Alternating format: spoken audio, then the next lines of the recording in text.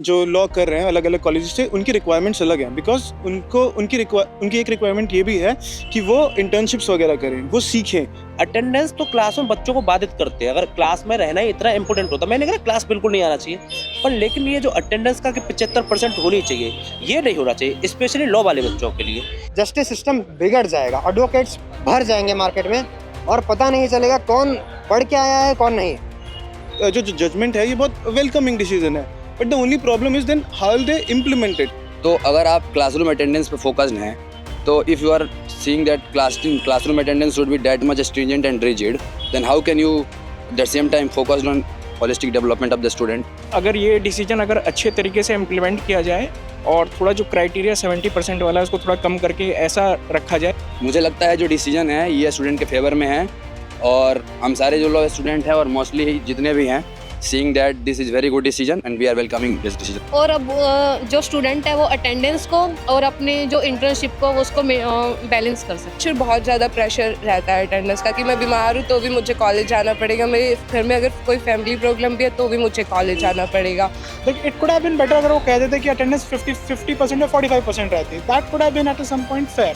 नमस्कार, आप सभी का स्वागत है डीएच पर और मैं हूं स्नेहा आपके साथ। दिल्ली हाई कोर्ट ने हाल ही में एक अहम फैसला सुनाया है जिसमें ये कहा गया है कि लॉ स्टूडेंट जो कानून के छात्र हैं उनकी अगर क्लासरूम में शॉर्ट अटेंडेंस है, इसके बावजूद भी वो एग्ज़ाम में बैठ सकते हैं, ये उनका पूरा अधिकार है।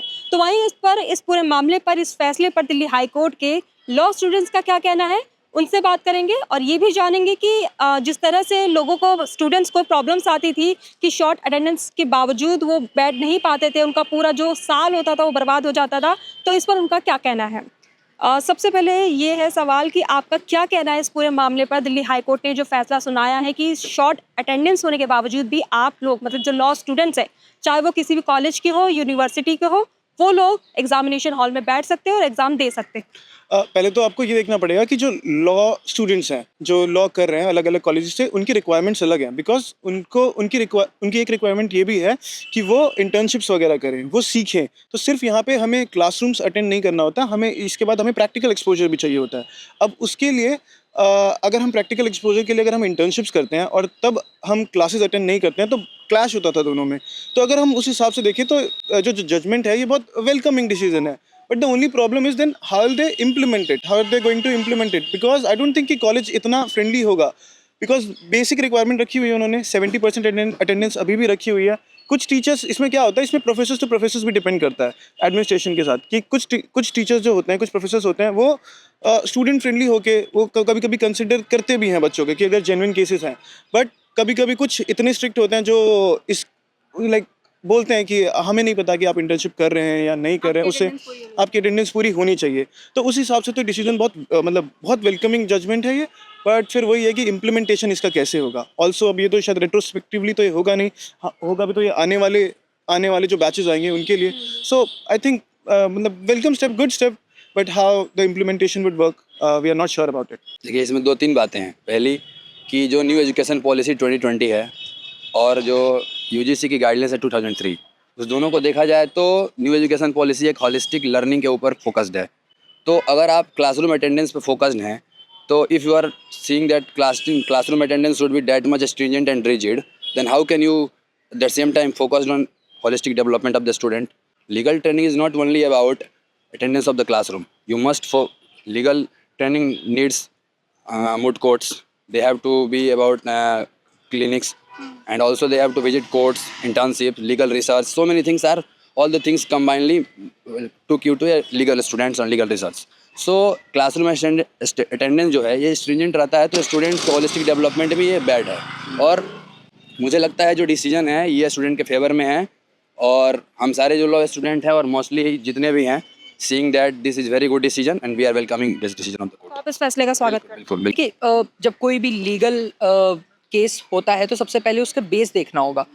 बेस जो इस लीगल केस का था वो यही था कि बच्चों में जब वो प्रैक्टिकली कोई चीज़ करने जा रहे हैं या वो इम्प्लीमेंट करने के लिए कोशिश कर रहे हैं कुछ ऐसी चीज़ को, तब कॉलेज जो है वो एक अड़ंगा डाल देता है इस चीज़ का कि अटेंडेंस आपकी पूरी नहीं है।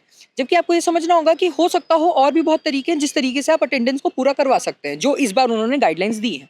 तो ये बहुत अच्छी बात आपने बताई कि जो डिप्रेशन जैसी चीज़ें हैं, ये सारी चीज़ें हैं, ये भी इस बहुत एंजाइटी एक बहुत बड़ा इशू बन गया है और अटेंडेंस उसका एक बहुत बड़ा कंसर्न है। और दूसरी बात ये है कि आप एक बच्चे से वो चीज़ की उम्मीद कर रहे हैं कि वो एक कोर्ट में भी रहे एक समय पे और एक समय पे वो आपकी क्लास भी अटेंड करे, which is not possible at all.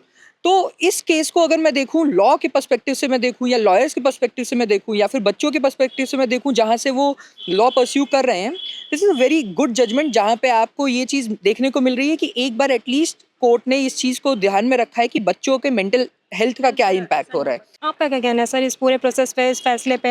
आप लॉ स्टूडेंट हैं, आप देखते हैं कि कितनी मतलब मेहनत लगती है पूरा साल निकालने में, फिर अगर आपका शॉर्ट अटेंडेंस है, क्योंकि प्रैक्टिकल भी बहुत ज़्यादा ज़रूरी है, आपको कोर्ट रूम की भी नॉलेज होनी चाहिए, आपको इंटर्नशिप भी करना चाहिए। तो इस पूरे बिहाफ पे जो दिल्ली हाई कोर्ट का जो फैसला आया है और BCI को जो आदेश दिया गया है, इस पर क्या कहना चाहिए? ये बहुत ही अच्छा डिसीजन है जो कोर्ट ने दिया है। और जैसे आप देखते हो कि कुछ जो हमारे कोर्सेज होते हैं वो प्रैक्टिकल बेस होते हैं। जैसे आप देखोगे जो डॉक्टर्स होते हैं उनकी पढ़ाई हॉस्पिटल में होती है, होटल मैनेजमेंट की पढ़ाई उनका बहुत सारा टाइम होटल में बीतता है। ऐसे ही अगर हम देखें तो जो लॉयर्स हैं, लॉ के स्टूडेंट हैं, उनको लास्टली मतलब कि 3 साल के बाद या तो प्रैक्टिस करना होता है या कोई कॉर्पोरेट ज्वाइन करता है। तो उस हिसाब से आप देखोगे तो जो BCI का जो एक नॉर्म ये भी है कि जो 3 ईयर लॉ कोर्सेज होता है उसमें मैंडेटरी कि आपको 3 इंटर्नशिप करनी है 1 मंथ की। और इस चीज़ को हम अगर जो फुलफिल करते हैं तो हम जनरली देखते हैं कि फर्स्ट ईयर के बाद बच्चे 2 साल इंटर्नशिप में कहीं कहीं टाइम देते हैं। तो अगर हर सेमेस्टर में भी अगर एक एक इंटर्नशिप बंदा करता है तो 4 इंटर्नशिप उसकी हो जाती हैं। लेकिन इंटर्नशिप करने के चक्कर में उसकी क्लासेस भी छुट्टी हैं, अटेंडेंस का दिक्कत होता है। तो कुछ जो टीचर्स होते हैं वो लीनियंट होते हैं तो वो अटेंडेंस में उतना वो नहीं करते हैं, लेकिन कुछ जो टीचर्स होते हैं वो अटेंडेंस को प्रायोरिटी देते हैं, तो वहाँ पे दिक्कत आती है। तो अगर ये डिसीजन अगर अच्छे तरीके से इम्प्लीमेंट किया जाए और थोड़ा जो क्राइटेरिया 70% वाला है उसको थोड़ा कम करके ऐसा रखा जाए कि बच्चा आराम से कोर्ट वगैरह विजिट कर सके, इंटर्नशिप कर सके, तो बहुत अच्छा रहेगा एकेडमिकली, क्योंकि ये ओबियसली आप देखोगे तो ये प्रैक्टिकल कोर्स है। जी, मैं कहना चाहूँगी कि ये जो जजमेंट है हाई कोर्ट का, ये बहुत वेलकमिंग है फॉर स्टूडेंट्स लाइक अस, क्योंकि हमें इंटर्नशिप करनी होती है, हमें मूट कोर्ट प्रैक्टिस करनी पड़ती है और लॉ सिर्फ थ्योरेटिकल नहीं है, इट्स प्रैक्टिकल ऑल्सो। जितना ज़्यादा हम उसको सीखेंगे तो वो और हमारे प्रोफेशन में हेल्प मिलेगा। तो बहुत वेलकमिंग जजमेंट है और we are very happy with the judgement.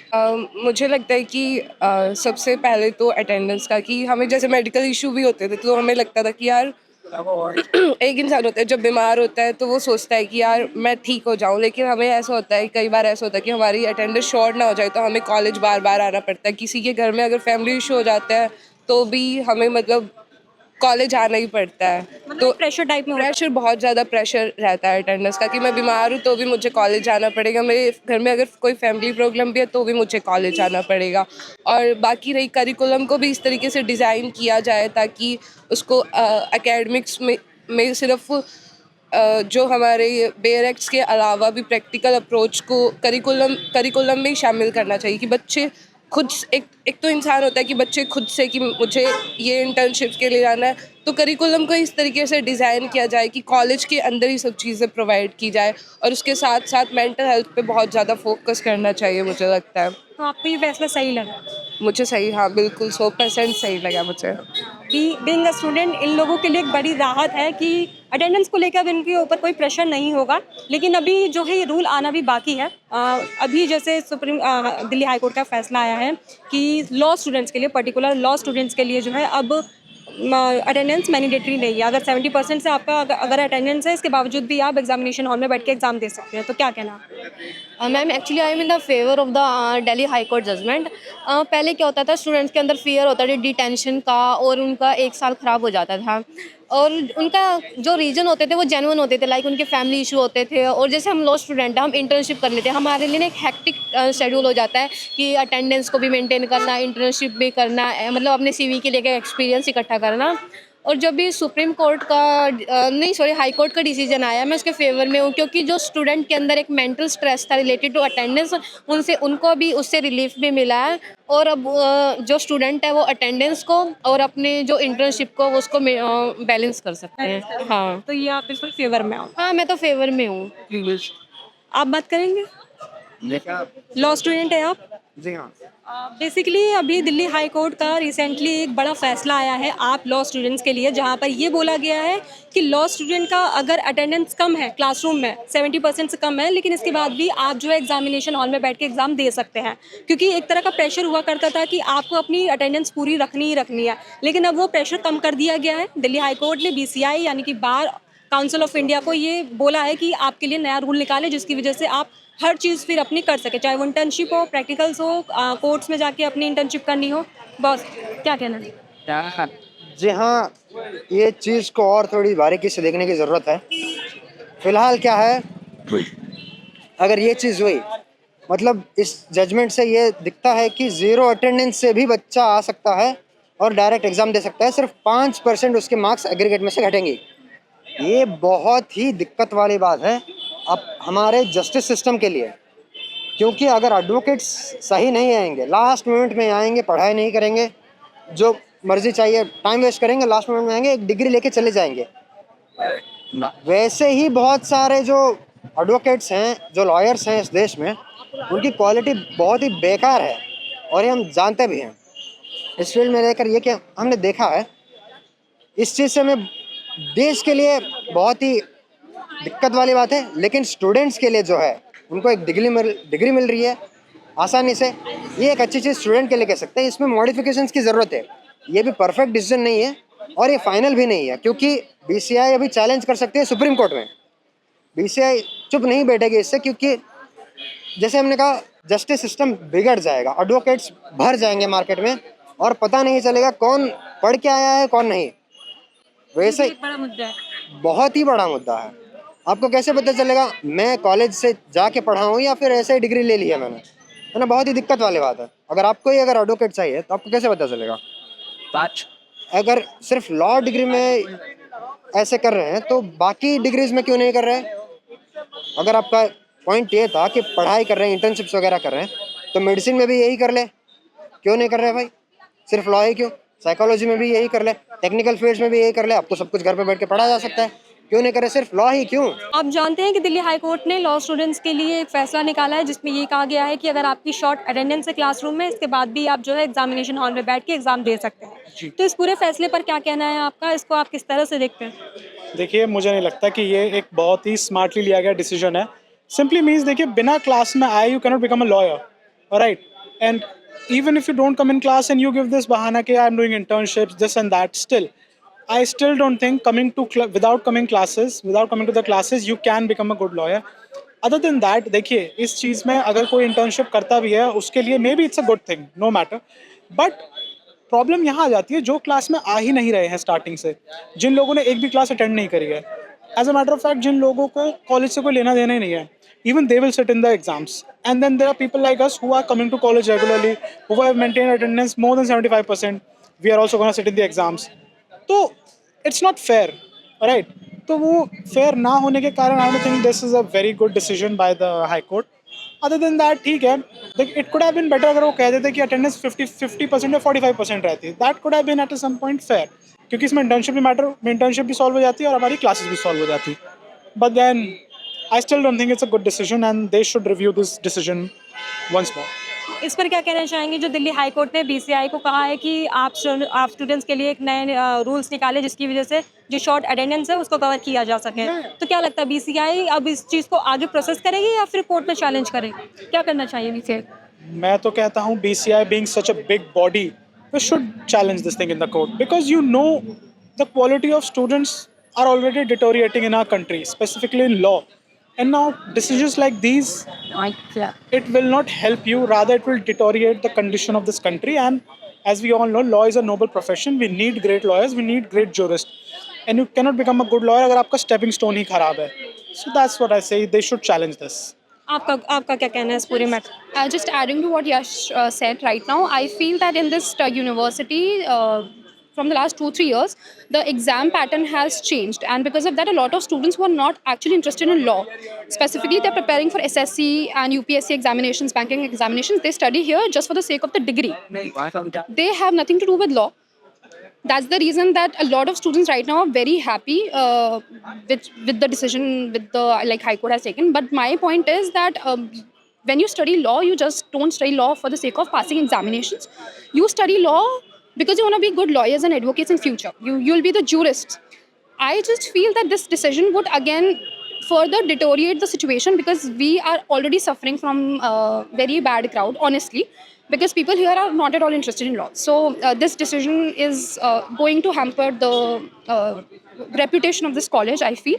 This should have restricted the attendance mark up to, I think, 50%, something like that. But just saying this, that, you can't debar students, they'll take it for granted now. So that is something that I feel, because the case mats and the PYQs is the bare minimum that you should ought to know. But at the end, you're here to gain knowledge apart from your books also. So that is something that you'll only able to do once you attend classes and be regular with your classes. ये एक अच्छा निर्णय है, क्योंकि law के बच्चे जो हैं वो सिर्फ क्लासेस से नहीं सीखते, क्लास से बाहर जाके, क्योंकि उसमें सिर्फ थ्योरी से जानकारी नहीं होती। जब तक प्रैक्टिकल नॉलेज ना हो, जब लॉ का बच्चा कानून का जानकार हो जाता है तो वो सिर्फ क्लास में नहीं बैठ के काम चल सकता, फिर वो समाज की पूरे की बात करता है। और जब वो समाज के हित में, जब वो कोर्ट कचहरी जाएगा तो क्लास में आना कैसे उसके लिए पॉसिबल होगा कि वो हर रोज क्लास आए। अटेंडेंस तो क्लास में बच्चों को बाधित करते हैं। अगर क्लास में रहना ही इतना इंपॉर्टेंट होता, मैंने कहा क्लास बिल्कुल नहीं आना चाहिए, पर लेकिन ये जो अटेंडेंस का 75% होनी चाहिए, ये नहीं होना चाहिए, स्पेशली लॉ वाले बच्चों के लिए। क्योंकि अगर सारी नॉलेज क्लास से मिल जाती तो फिर तो ये को करिकुलर एक्टिविटीज़ को बंद कर देना चाहिए जो क्लास से बाहर मिलती है। तो बच्चों को ये सुप्रीम कोर्ट का निर्णय जो है स्वागत योग्य है, हाई कोर्ट का निर्णय स्वागत योग्य है, और ऐसे निर्णय की हम प्रशंसा करते हैं कि क्योंकि वहाँ पे भी लॉ के करने वाले लोग हैं, उन्हें पता है कि बाहर की जो नॉलेज है उसका कितना महत्वपूर्ण है बच्चों के लिए। देखिए, हमारा ये कहना है, जैसे कि मैं खुद LC1 का छात्र हूँ, तो जैसे कि हमने जो टाइमिंग चूज़ की है वो अपने सूटेबल 2 से 8 साढ़े 7 बजे तक उसकी टाइमिंग रहती है। तो हमने उस प्रेफरेंस इसलिए दी थी ताकि हम पहले कोर्ट जा सकें और फिर बाद में यहाँ आ सकें। लेकिन यहाँ पे जैसे कि हमने देखा कि 75% मिनिमम क्राइटेरिया इन्होंने लोगों ने रखा हुआ है, तो यहाँ से कोर्ट जाना फिर वापस आना है ना, बहुत ही एक हेडेक वाली चीज़ हो जाती है। दूसरी बात ये है कि जैसे कि यहाँ पे एग्ज़ाम दे के बच्चा पास होता है, चाहे वो बच्चा घर से पढ़ के आए चाहे कॉलेज आके पढ़े, वो एग्ज़ाम जो है तभी पास कर पाएगा जब उसके पास नॉलेज होगी। और दूसरी बात यह है कि हमारा जो फील्ड है वो लोगों से जुड़ने का, और ज़रूरी नहीं है कि क्लास में आके बच्चा सीखे, बाहर भी बच्चा सीखता है, इंटर्नशिप करता है, प्रोसीडिंग सीखता है ना, और भी काफ़ी सारी चीज़ें करता है। तो ऐसा नहीं है कि सिर्फ बच्चा जो है कॉलेज ही आके सीख सकता है, बाहर समाज में भी दूसरी चीज़ें हैं, कोर्ट भी बच्चा जाता है, अपने सीनियर से भी बच्चा सीखता है। तो मेरा यही कहना है कि BCI को ज़रूर ये बात हाई कोर्ट की माननी चाहिए, और हमारा निवेदन यही रहेगा कि उसको ज़रूर इम्प्लीमेंट करें। आप फेवर में इस फैसले? हाँ, बिल्कुल फेवर में है। देखिए, यहाँ तो मतलब दिल्ली यूनिवर्सिटी का लॉ फैकल्टी मुझे जो सबसे बड़ी परेशानी लगती है वो इंटर्नशिप का है। हमारे कॉलेज में आप जाइए, अच्छी जगह इंटर्नशिप के लिए, जैसे मैंने इलाहाबाद हाई कोर्ट में किया तो वहाँ नो ऑब्जेक्शन सर्टिफिकेट लगता है। अब उसके लिए 1 साल में आपको एक महीने दे सकते हैं, उसमें भी 2-5 बार आपको दौड़ाएंगे।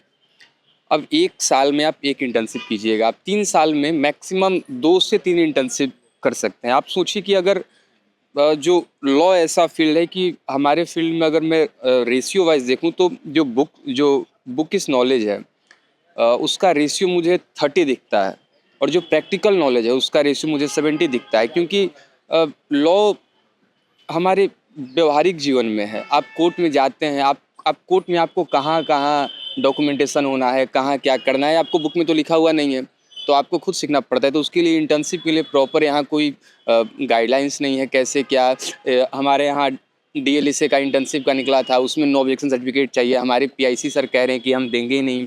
BCI का गाइडलाइंस है, और सच में गाइडलाइंस है कि आप कोर्स के दौरान, सेमेस्टर के दौरान आप इंटर्नशिप नहीं कर सकते हैं। तो फिर अगर हम कोर्स के दौरान इंटर्नशिप कर ही नहीं सकते हैं तो गवर्नमेंट निकाल क्यों रही है? फिर उसका तो मुझे कोई औचित्य दिखता नहीं है। अगर कोर्स के दौरान हम कर नहीं सकते तो आप निकाल किसके लिए रहे हैं? तो फिर प्राइवेट कॉलेज वालों पे कोई गाइडलाइंस नहीं लागू होता है। तो यही यहाँ का फैसला आपको सही लग रहा है ये वाला? बिल्कुल सही लग रहा है ना। ये स्टूडेंट को एक लिबर्टी देता है लॉ लर्निंग का, एक प्रैक्टिकल लॉ लर्निंग का। देखिए, मुझे ऐसा लगता है कि जो हाई कोर्ट ने जो फैसला दिया है वो मेरे हिसाब से ठीक नहीं है। वो इसलिए ठीक नहीं है क्योंकि बच्चों के जो वो एक इंसिडेंट हुआ था उसको ध्यान में रखते हुए हाई कोर्ट ने निर्णय दिया। लेकिन जब हम देखते हैं कि जो लॉ है वो एक प्रोफेशनल कोर्स है, जैसे कि मेडिकल एक प्रोफेशनल कोर्स होता है, और भी तमाम होती है, इंजीनियरिंग होता है, वैसे लॉ भी एक प्रोफेशनल कोर्स है। लॉ कोई आर्ट्स वाला या कोई ऐसा कोर्स नहीं है जिसमें आप आ रहे हैं, आप जा रहे हैं, आप क्लासेस ले रहे हैं, नहीं ले रहे, उसको कोई फ़र्क नहीं पड़ता। जब आप कोई प्रोफेशनल कोर्स लेते हैं और इसमें वर्क एथिक्स है कि भाई अगर आप लॉयर बनते हैं तो आप एक बहुत बड़ी जिम्मेदारी है कि अगर आपका कोई क्लाइंट है, आपको अगर वो जिम्मेदारी से अपना केस दे रहा है तो एक बहुत बड़ी रिस्पॉन्सिबिलिटी होती है। और अगर अच्छा लॉयर वही व्यक्ति बन सकता है जिसने लॉ पढ़ा हो, और लॉ पढ़ने के लिए आपको कॉलेज आना पड़ेगा, सीधी सीधी बात है। अब जो स्टूडेंट्स हैं वो सोचते हैं कि हम कॉलेज आए नहीं और हमको जो है एग्ज़ाम में बैठने दे दिया जाए और हम लॉयर बन जाएं और हम जो है ऐसी वकालत करें, तो मेरे हिसाब से वो ठीक नहीं है। तो जैसा कि लॉ स्टूडेंट्स का कहना है दिल्ली हाई कोर्ट के इस फैसले पर, कुछ स्टूडेंट्स ने इस फैसले का स्वागत किया है, तो कुछ स्टूडेंट्स का ये कहना है कि अगर वो क्लासरूम में नहीं आएंगे तो उनको वो नॉलेज नहीं मिल पाएगी जो क्लासरूम में रहते हुए बच्चों को मिलती है। उनके लिए एक राहत की खबर है कि शॉर्ट अटेंडेंस के बावजूद भी वो एग्जामिनेशन हॉल में बैठ सकते हैं, लेकिन एक उनके लिए बहुत बड़ा नुकसान है कि अगर स्टूडेंट्स कॉलेज में नहीं आएंगे, नहीं पढ़ेंगे तो कॉलेज का फिर कोई मतलब नहीं है।